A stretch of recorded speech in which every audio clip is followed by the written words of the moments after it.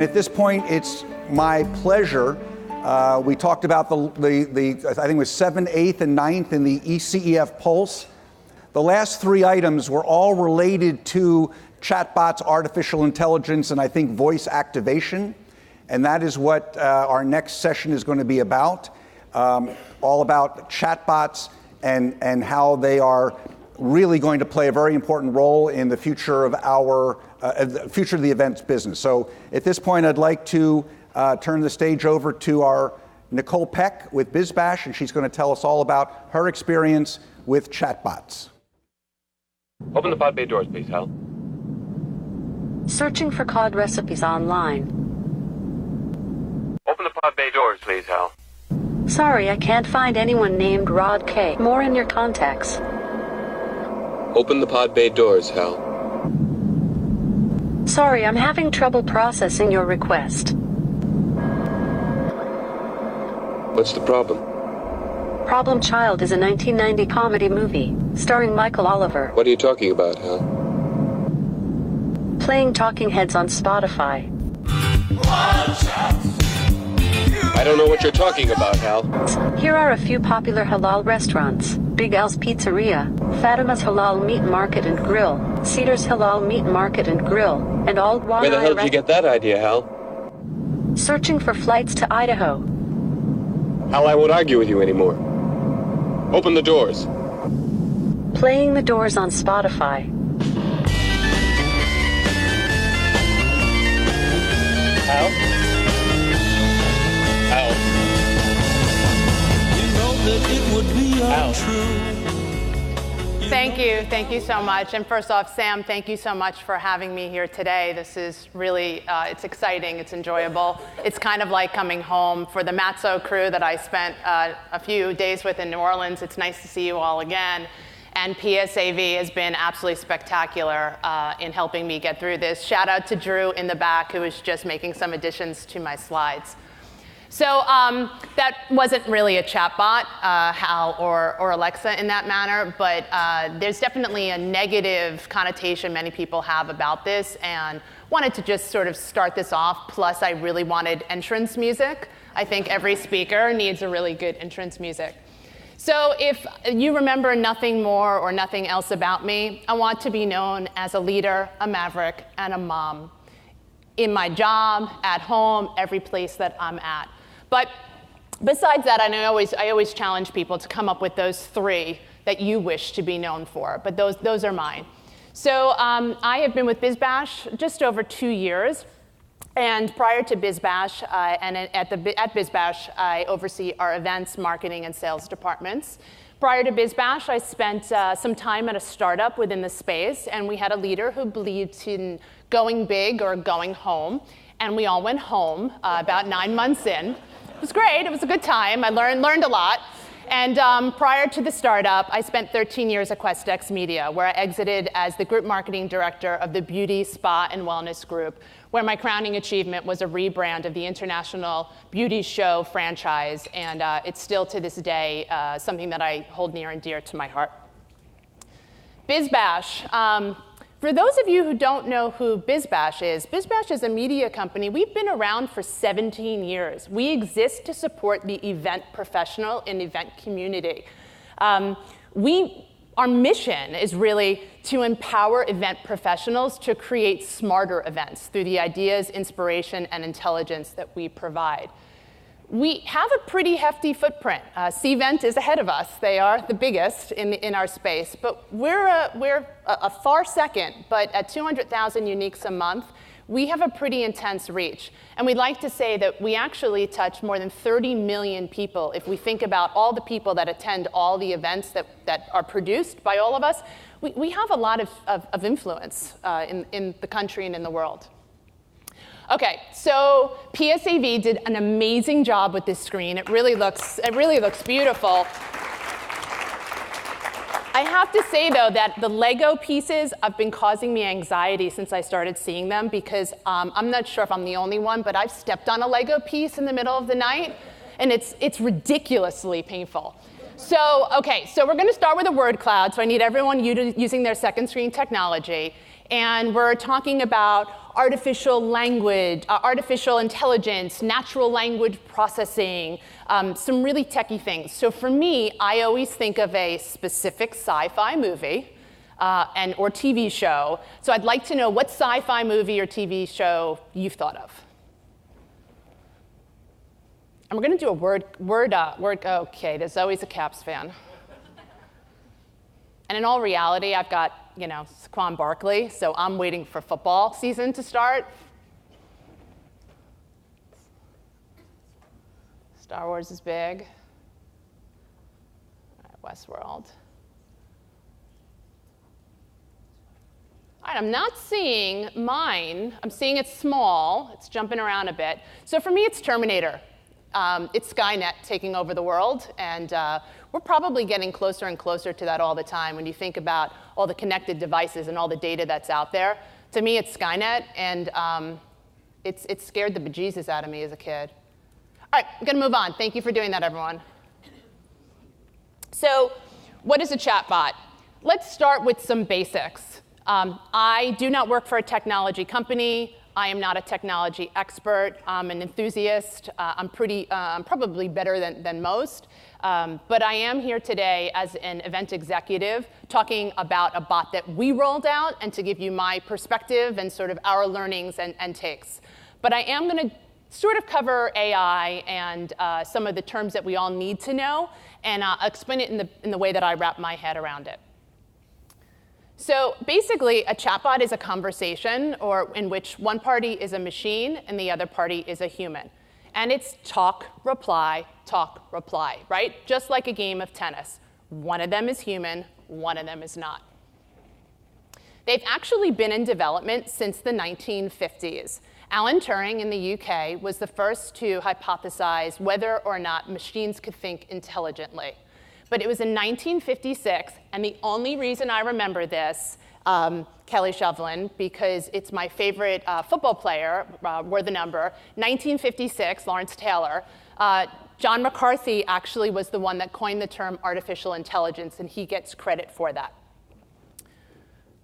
But in 2001, okay, so that symbol, who recognizes that symbol? Okay, AOL Instant Messenger. Who had an Instant Messenger account? You had a fun screen name, it was something really topical or fun. So there was Smarter Child. Does anyone remember Smarter Child, and did they exist on your buddy list? One person. Awesome. So Smarter Child was a chatbot launched in 2001. I remember having it. And you added, and it actually joined the buddy list of a couple 100,000 people. I'm going to say hundreds of thousands of people. And you were able to ask Smarter Child, what is a stock quote? What's the weather? What's the temperature? And Smarter Child would answer you pretty instantaneously, which in 2001 was pretty incredible. This probably didn't take off because at the time messaging was, 50 cents a text? Like nobody was really sending texts at that point. You were probably doing the interface on your computer at home, or for me in the office. And I remember speaking with Smarter Child. It's actually the blueprint by which most chatbots are built today. Smarter Child actually also launched some marketing bots for Austin Powers, Radiohead, Intel, Keebler. They all had marketing bots, and it was used, again, with this same blueprint of Smarter Child. So this is where I did my best to do research for all of you. So a chatbot, again, we've talked about this, robot, human. And the artificial intelligence is machine learning. Means a bot has to be programmed. You need to tell it the answers. It needs to understand when something comes in, how to process that. And it does that through something called natural language processing. And the best way that I can understand natural language processing is, remember in elementary school, we had to diagram sentences. We had to break apart the sentences into their parts, like brutal, one of the worst activities. And I became an English major in college, too. The good news is that our kids actually don't do this in school, at least not in New York City. So that's what a bot does. It takes a sentence and it breaks it down into the parts that it recognizes, and it translates it into the data that makes the most sense. OK, so the past, right? And when I speak about communication, it's within the context of a business and our customer, right? So we would speak to our customers face-to-face, on the phone, and mail, and that symbol can now represent postal mail and email. However, communication of the present, right, quotation marks, means that with the rise of real-time messaging, a real shift has happened in communication preferences. How many of you are now communicating regularly with your family just via SMS and text? I mean, nobody calls me anymore. I mean, that's not true. But it really is. I communicate with my closest of friends and family now via text. And this is not only via your SMS channel. You're communicating in a one-to-one platform, whether it's in Snapchat or Instagram or Twitter. So this slide just sort of like blew my mind when I found this, because I kind of wanted to do like a, I knew that this room didn't need a history level lesson on where event technology has come. I mean, I know for me, when I entered into the industry, we spent late nights at the fax machine getting out all of our reg forms and solicitations. But I brought this up because this is insane to me. It's incredible. I'm aware of about 50% of these companies, and I'm pretty astute and try to stay up on this. And currently on this landscape, and this slide I think it was created last year, there's actually no category yet on chatbots and AI. So it's here, it's coming, and there's some amazing companies. A few of them are in the room tonight, this morning, I should say. So this is just like the excitement and how I get so jazzed about our industry and the changes that are happening. So in the past, if we received a question from one of our attendees, our exhibitors, a prospect, whomever that person may be, you had to handle the answer of that question in a one-to-one manner, right? You had to respond to that person, or you would refer them to your FAQs. But realistically, it's your call center that's handling that. It is someone responding to emails. It's a one-to-one. The beauty of a bot is you have one bot, and that bot can have the same conversation at the same time to tens of thousands of people. And they have the same conversation all the time. OK, so now let's get into why we at BizBash decided to launch a chatbot in 2017. First, I have been personally described as risk-friendly, risk-welcoming, and pretty tech-savvy. And I've partnered with some tech companies in their infancy because I guess I provide wise counsel and wisdom as they come up. So for me, I wanted to go all in. I saw something was super, super cool. Last time I thought something was super cool, this company called Feather came on the scene, and I thought that they were absolutely spectacular, Aiden. And they're my last sort of company I was really jazzed about. So as a company, BizBash is an extremely tech-forward company. We are all about bringing tech that makes sense into the company. We are a very lean and small team. And for us, we are always looking for ways to potentially reduce our headcount and optimize productivity. Or better yet, optimize productivity through the technology that we're using. Also, Tom Mitchell, this is your slide. In 2016, Game of Thrones had already launched their bot. So if you guys are on the Facebook page for Game of Thrones and you want to messenger with them, you can ask the Game of Thrones bot any question you want about Game of Thrones, and they will answer it for you. So when we launched, there were approximately 30,000 bots currently deployed in Facebook. By the end of 2017, there were more than 100,000 bots deployed on Facebook. So if brands and celebrities can handle a bot answering questions on their behalf, we figured BizBash could do the same. OK, so what were we looking to achieve, right? Provide improved logistical support for the team, and that support had to be less expensive and more effective than just adding additional humans to our team. We absolutely needed to reduce the time our team spent wasting answering the same questions via phone and email over and over again. It was making them absolutely nuts. I'm sure we all have been there. You're like, why don't people read signs? Like, we just sent an email on this, yet we'd get those questions. And again, a small team, this became really annoying.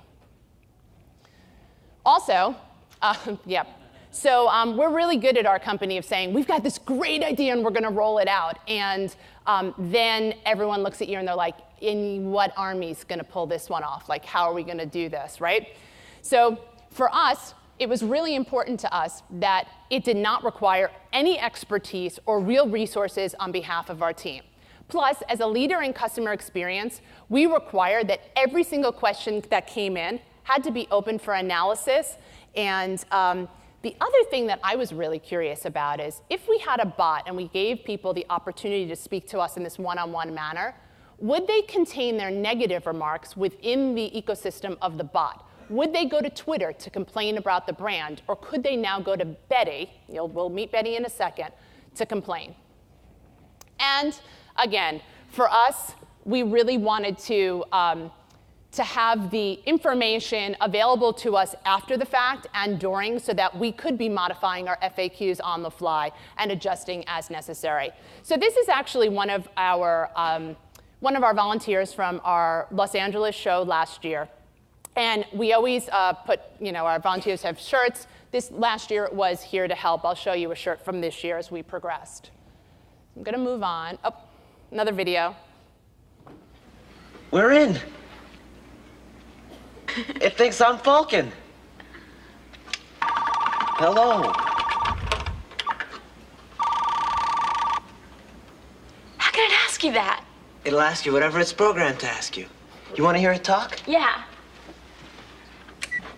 I'll ask it how it feels. I'm fine. How are you? Excellent. It's been a long time. Can you explain the... All right, I'm gonna move on. Who remembers that movie? War Games, right? We all know that the only way to actually win at nuclear war is not to play, right? That was the life lesson that all scared us incredibly in our childhoods into thinking that we were going to be at nuclear war with the USSR at any given time.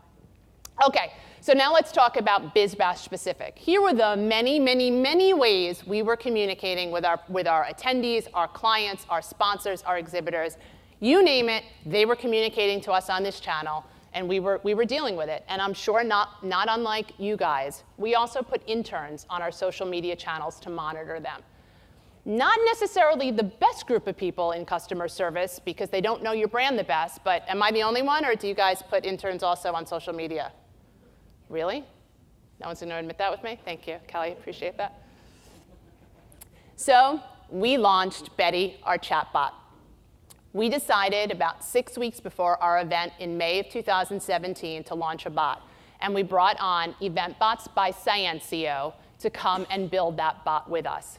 We did some extensive sort of vetting at that point and really felt that these guys were going to be the partner that we wanted to take in and move forward with on this. And we launched the bot 6 weeks before our event, just to give you all a timeline of how much time you need to do this. Okay, so Betty is one of the largest and most complex AI chatbots ever built, no exaggeration. We know that the team over at Sciencio has been to conferences with the likes of Intel, and their bot has outperformed. Betty is actually not your typical bot. The fact that she responds to 90+ user needs. Now, when we say user needs, that's the same as saying topic, user need, or for the programmers, tech guys in the room, intents. When I use those, they're sort of interchangeable, like those three phases. So she responds to more than 90, asked 3.2 million different ways.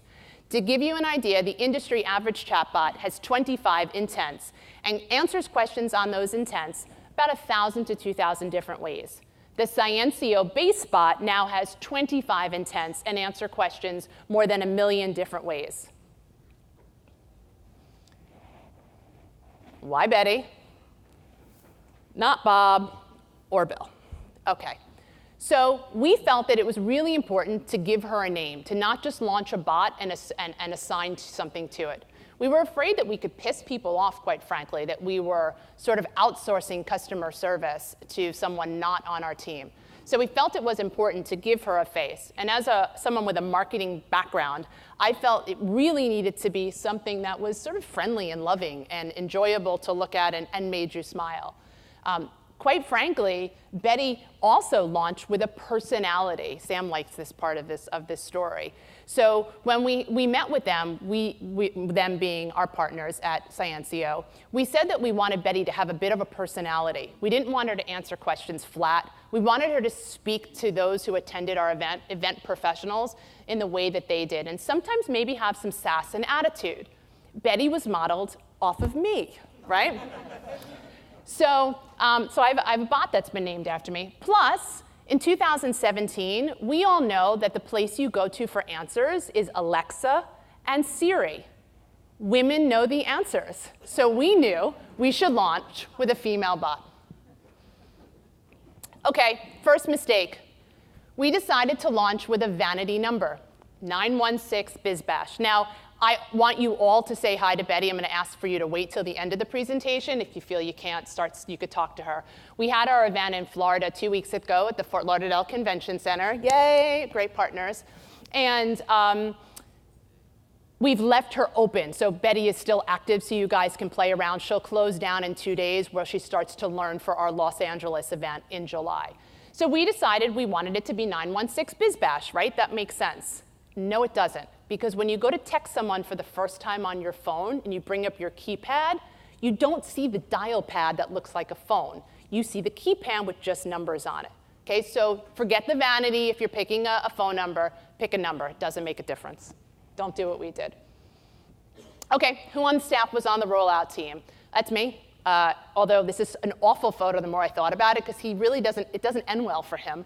But we led from the top down. This really became a pet project for me, and every year at BizBash, we take on 1 or 2 big technology partnerships, and this was our partnership last year. This year, we're actually focusing on some internal sales tools for the team. We'll be rolling those out in the next month, John.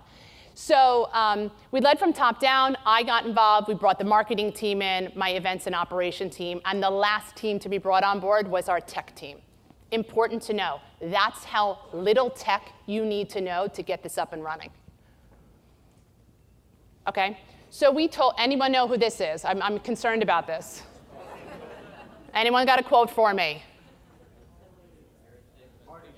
Party to Mr. Hans, the pizza. Okay, so really cool. So what we did is on our reg form, we told our attendees that we were going to introduce some really cool technology, and they needed to give us their mobile phone number.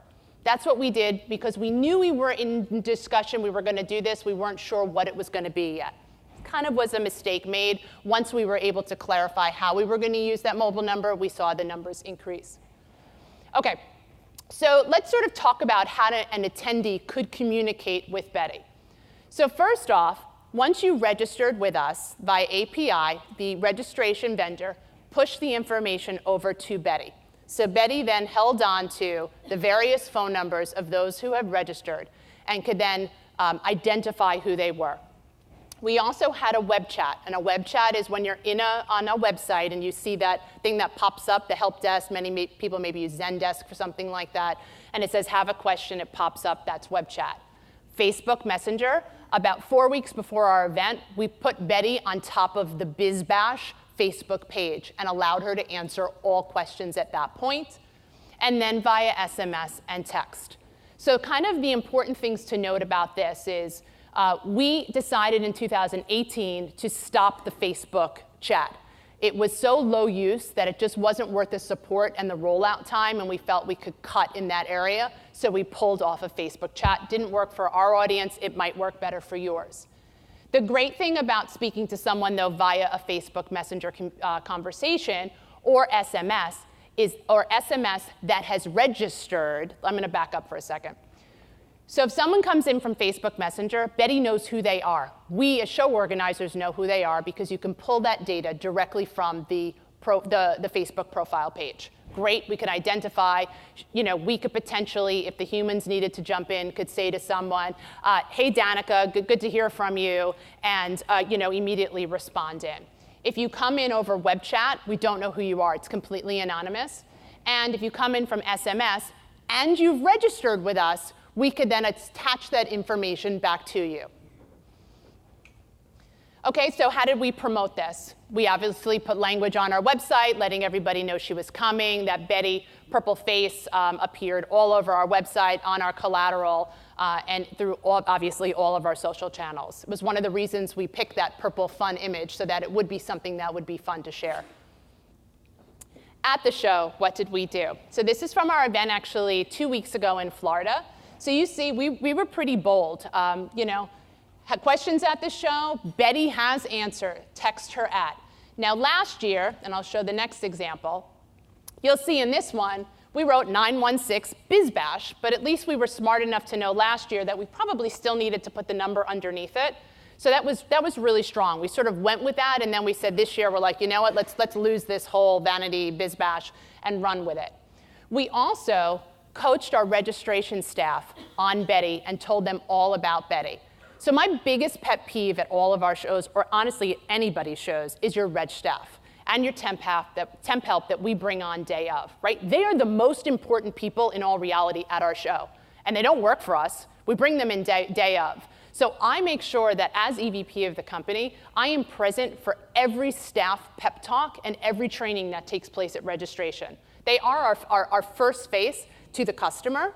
And what we realized, and actually it took us 2 shows to figure this out, we needed to tell our temp staff and our reg staff that if they were confused before they grabbed a radio or went through the roster of people to call, ask Betty the question. She probably knows the answers. So it's improved our consistency amongst our temp staff tremendously. I mean, it's so frustrating. You ask for the location. I'm hoping that this is a new water. I'm going to take a sip for a second.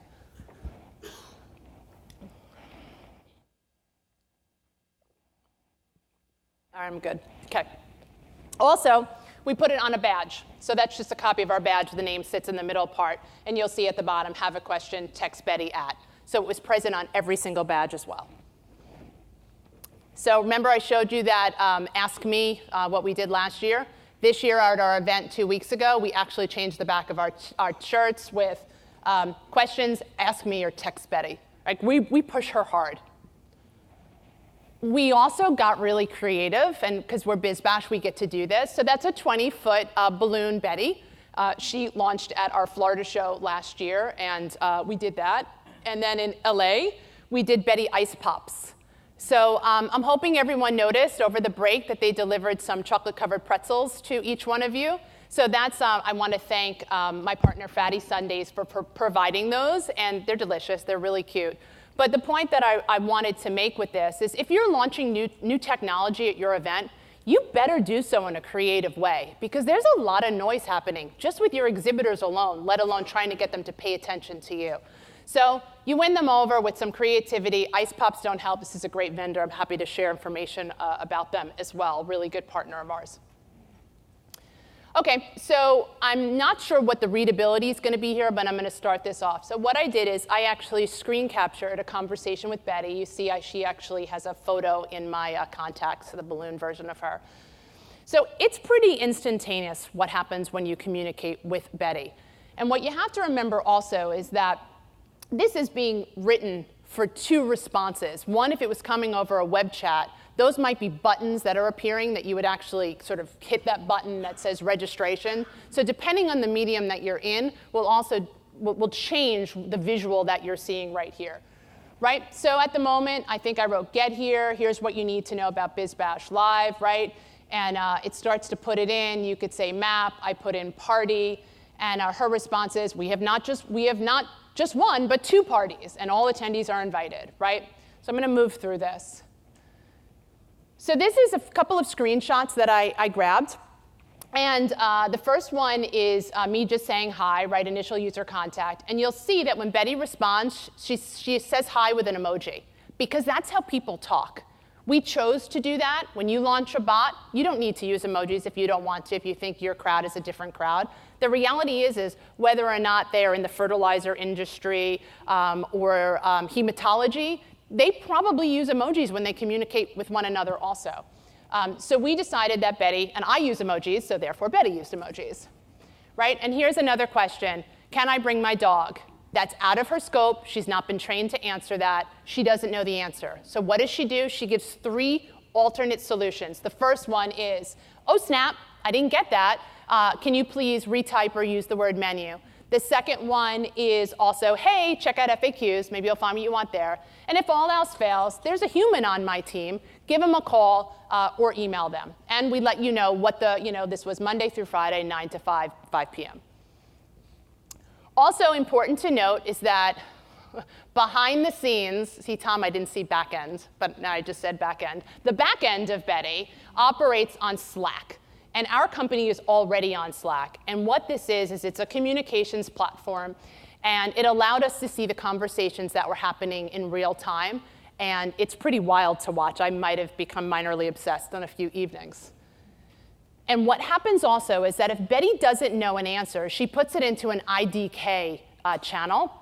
And the IDK channel is what sends an alert to somebody on my team and also to the Sciencio team that there's something maybe wrong with her intent. Maybe there's a new synonym that needs to get added, and something's amok. So this is what her bot and her artificial intelligence is supervised training, which means that Sciencio has to go in and program her, and they watch her. I think that there's a story of a Chinese bot that launched in the United States, and within like 48 hours, it became sexist and racist, right? That's an unsupervised bot. Betty is supervised. So I'm going to try to go really quick. I'm running low on time, but Mike told me I could have a few minutes of his time from his session. He didn't think he was going to take his full time. I'm just saying. So, and I've got a couple more videos that I want to show. So again, yes. This is what, Sassy? This is New York SAS? This is New York SAS. I've got the clicker. I'm on mics. The PSAV guys, we're good, so they're not going to turn me off. Okay. So an intent, right? Where is the bathroom? That's a logistics question. Where is registration? Think about all the various ways you can ask that question. I believe I've been told that you can ask where is the bathroom more than 25,000 different ways. The loo, I don't need to go through this, the water closet, the men's room. Where is the? Some people just say toilet, right? Betty has to be able to answer those questions, and your bot has to understand. Every time you add that level of complexity of a bot gets that much more impressive because it has to cross-reference the other types of questions like where is registration? So when she debuted in Florida, which was her first event last year, what is the most important stat for me on this page is she responded successfully 93% of the time correctly on first try. Just to understand, the benchmark of a call center, I believe, is 80% on first try. Betty was at 93%. Okay, unexpected use. So at the Fort Lauderdale Convention Center last year, one of our exhibitors decided to try some new pyrotechnic, fog machines, something. We had told them they couldn't do it. We've all been there before. And they decide that they're going to test it, and guess what happens? Smoke alarm goes off. Building is super safe, awesome. Alarms go off. We are now evacuating the building in the middle of our workshop. Awesome, just really good stuff. Well, as we all know, the convention center staff is spectacular. Within about 4 to 5 minutes, we were able to ascertain that this was, in fact, completely safe. Everybody could come back to the building. Great news is that because we had Betty, we were able to push out an ad hoc notification to anyone who had interacted with her to say, great news, it is safe to return to the building, and we were able to get people back into a classroom with really minimal disruption. Okay, I'm going to ask a polling question. We'll do this really, really quick. Wow, I'm really running low on time. Topics you think Betty was asked the most?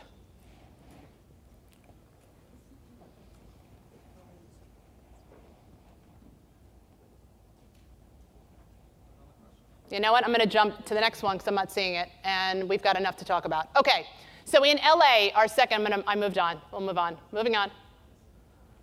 Okay, so in Los Angeles, probably not surprising, the number one intent she was asked about was Wi-Fi and parking, right? LA people love their cars. They need to know where parking is. What I wanted to share, the fun fact, if you will, from our LA show is that our peak usage time was the day before the event between 11 and 3 and the morning of our show. This is a one-day show. So people clearly use a bot when they're in planning mode and they've got all those questions to ask.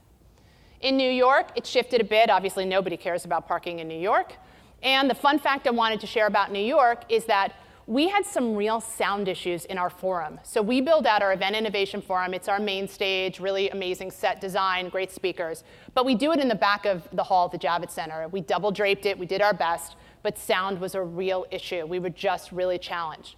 So what happened is more than 12 people got on with Betty and said, hey, Betty, sound sucks. Like, sound problems, we're having issues. The good news there is that, one, they didn't go on Twitter. They didn't take it public to say how poor we were doing at our jobs.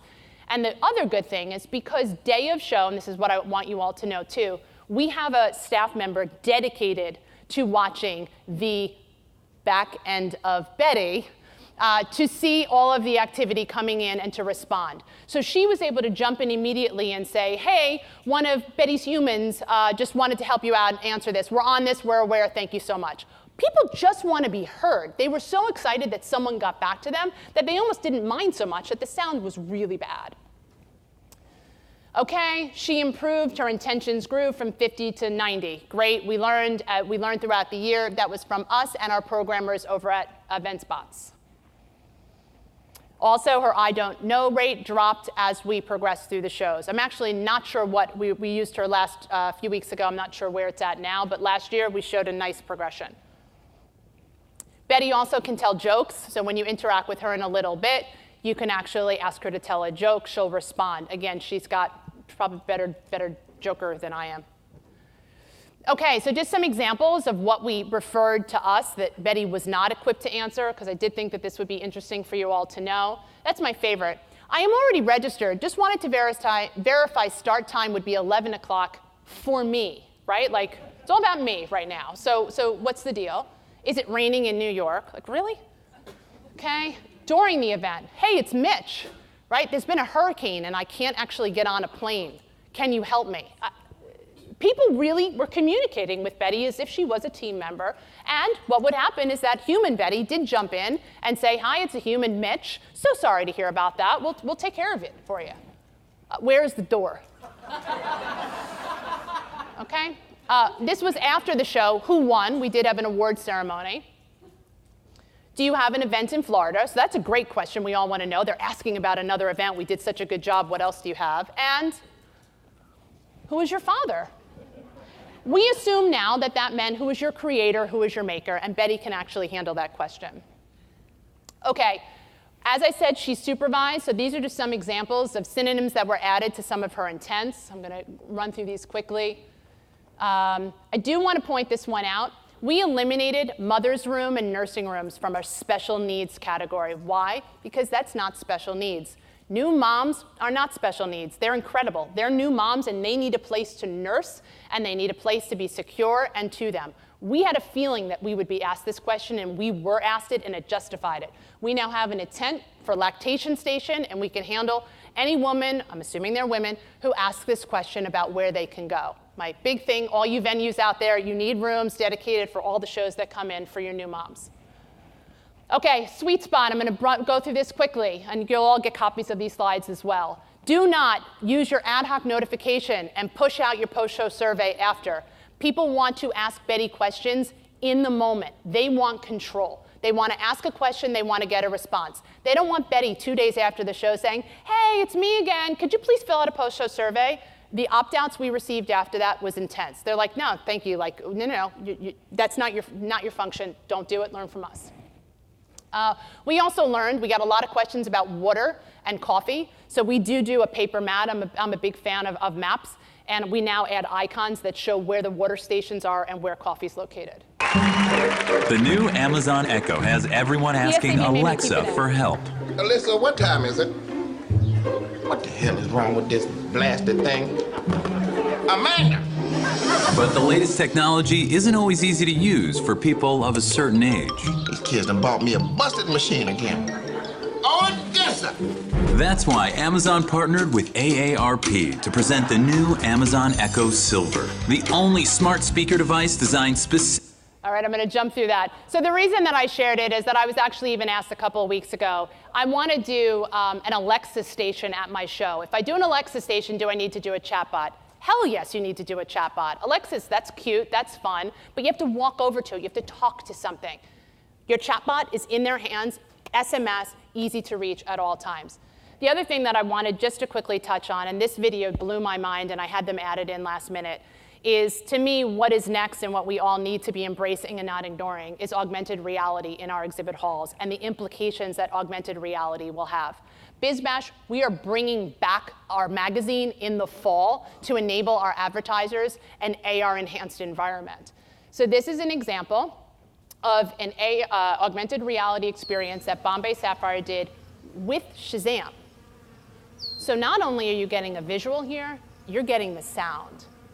So imagine what this is going to do to our supermarkets, to our exhibit halls. This is incredible, and they're already doing research that the recall rate is 70% higher on ads that have augmented reality built in. Incredible.